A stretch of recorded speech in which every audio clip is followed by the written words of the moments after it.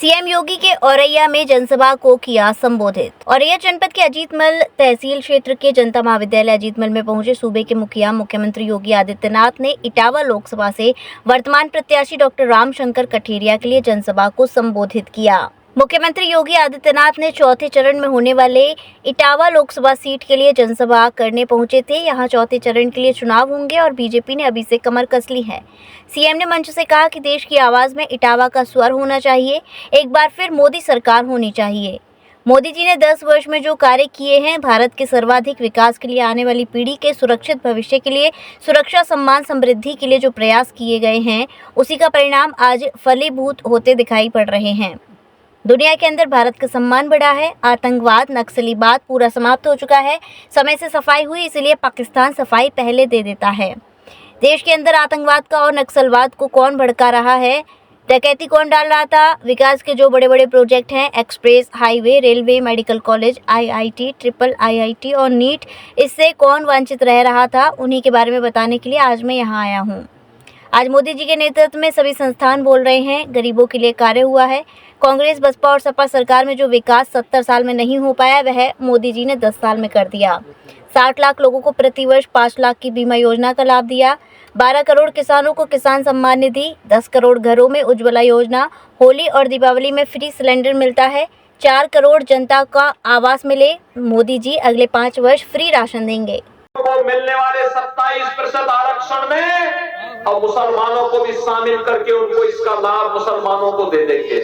क्या आप इसको स्वीकार करेंगे? क्या धार्मिक आधार पर देश के अंदर आरक्षण होना चाहिए? क्या बाबा साहब भीमराव अंबेडकर ने विरोध किया था, देश के संविधान निर्माताओं ने विरोध किया था, का देश धार्मिक आधार पर देश में आरक्षण नहीं हो सकता। लेकिन ये लोग धार्मिक आधार पर समाज को बांट करके देश के विभाजन की नींव रखना चाहते हैं। किसी भी स्वाभिमानी भारतीय को इसको स्वीकार नहीं करना चाहिए।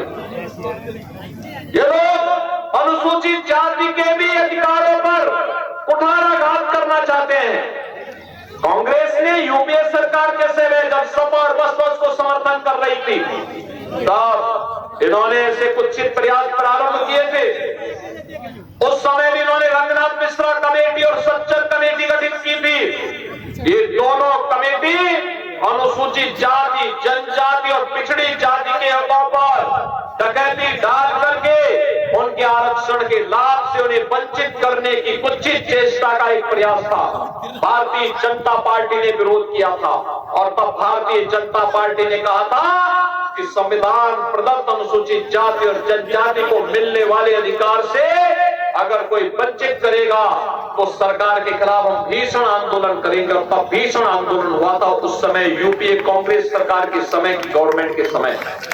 बहनों और भाइयों, आज कांग्रेस ने अपने मैनिफेस्टो में यही बात कही है। उनके मैनिफेस्टो में खतरनाक बातें और भी है।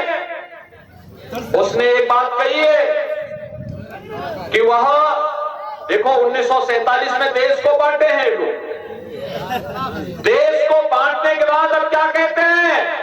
हम हर भारतवासी के संपत्ति का सर्वे करवाएंगे, एक्सरे कराएंगे और एक्सरे करा करके फिर उसका भी विभाजन कर देंगे। एक विरासत टैक्स लगा देंगे। विरासत टैक्स का मतलब आपके बाप दादों की जो कमाई का संपत्ति होगी, उसमें से आधी संपत्ति पर कांग्रेस और सपा के लोगों का अधिकार हो जाएगा। क्या आप इसको स्वीकार करेंगे? क्या स्वीकार करेंगे? क्या अरे बाप दादों ने आपके लिए 2 बीघा 1 बीघा खेती ली होगी, उसमें से आधे बीघा या 1 बीघा ये लोग कब्जा करेंगे। क्या आप इसको स्वीकार करेंगे?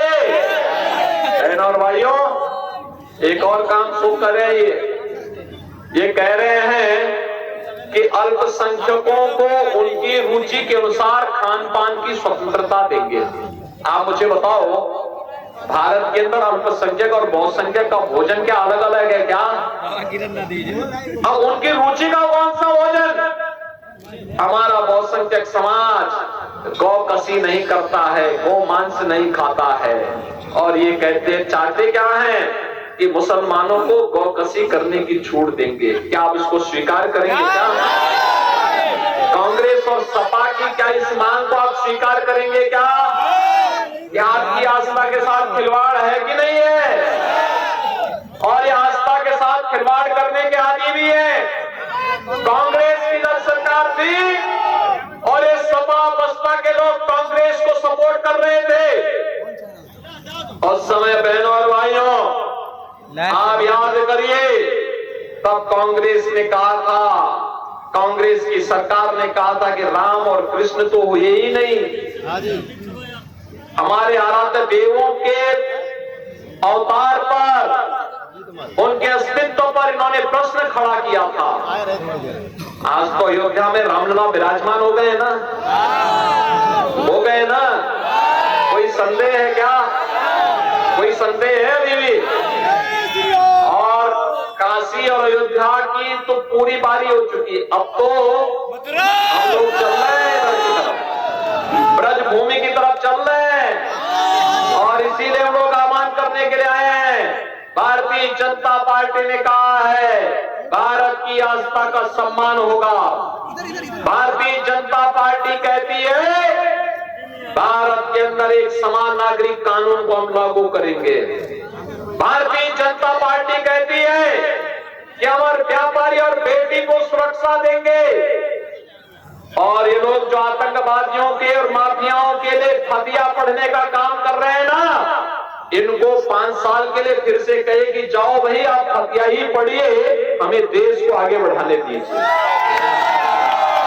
अरे माफिया और अपराधियों के लिए फतिया पढ़ने से क्या देश का विकास होगा क्या? और इसीलिए बहनों भाइयों मैं आपसे कहने के लिए आया हूं, मोदी जी के नेतृत्व में 10 वर्ष में जो भूतपूर्व कार्य हुआ है पूरे देश के अंदर, इसीलिए एक स्वर से लोग बोल रहे हैं कि फिर एक बार मोदी सरकार, फिर एक बार, फिर एक बार। तो मोदी सरकार के लिए हमें प्रचंड बहुमत के साथ कमल चुनाव चिन्ह पर वोट देना होगा। और बहनों और भाइयों, इसी के लिए भारतीय जनता पार्टी ने पूर्व केंद्रीय मंत्री, लोकप्रिय जनप्रिय नेता डॉक्टर रामशंकर कठेरिया को फिर से इटावा की इस लोकसभा सीट पर प्रत्याशी बना करके उतारा है। Braj Chikitsa Sansthan school of nursing and paramedical college, जहां मौजूद है आधुनिक सुविधाओं से लैस anatomy lab, nutrition lab, community lab, advance skill lab, fundamental lab, MCH lab, computer lab और लाइब्रेरी। यहां के पाठ्यक्रमों में शामिल है BSc nursing, GNM, ANM, OTT, योग्यता 12वीं पास। ब्रज चिकित्सा संस्थान मथुरा आपकी सेवा में सदैव तत्पर, जहाँ मिलेंगे आपको जनरल एवं लेप्रोस्कोपी सर्जन डॉक्टर सागर मित्तल, हड्डी एवं जोड़ रोग विशेषज्ञ डॉक्टर सौरभ बंसल, प्रसूति एवं स्त्री रोग विशेषज्ञ डॉक्टर नम्रता सिंह एवं डॉक्टर नेहा गर्ग, नाक कान एवं गला रोग सर्जन डॉक्टर अभिषेक जोशी, सामान्य रोग विशेषज्ञ डॉक्टर कुलदीप गोयल, नवजात शिशु एवं बाल रोग विशेषज्ञ डॉक्टर हिना गुप्ता, प्रसूति एवं स्त्री रोग एवं बाष्पन विशेषज्ञ डॉक्टर एकता रानी सिंह, दंत एवं मुख रोग विशेषज्ञ डॉक्टर शिल्पी मंगला एवं डॉक्टर दीक्षा अग्रवाल, त्वचा एवं केश रोग विशेषज्ञ डॉक्टर संगीता शर्मा, होम्योपैथिक चिकित्सक डॉक्टर यतेंद्र कुमार।